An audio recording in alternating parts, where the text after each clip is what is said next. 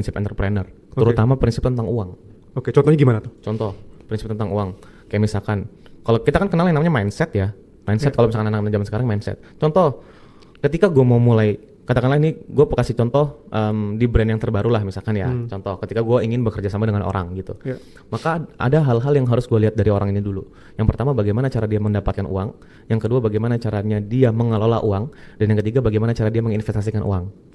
Tujuannya apa? Karena ketika nanti dia dapat uang yang lebih gede lagi dari bisnis ini, kita nggak perlu takut uangnya dia kemana atau uang perusahaan kemana. Karena gue udah tahu caranya dia untuk mengelola uang itu. Karena semua bisnis, lu mau dagang, lu mau kerja, balik lagi tujuan tentang uang, bos. Gitu. Kan kalau misalkan tiba-tiba brand yang dia pegang itu bagus, katakanlah dapat revenue miliaran rupiah atau puluhan atau bahkan ratusan miliar gitu.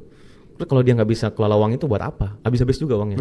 Makanya itu yang pertama ketika gue mulai kerjasama atau ketika gue mulai ngajar teman-teman gue yang di inkubator misalkan, itu yang gue ajarin pertama. Jadi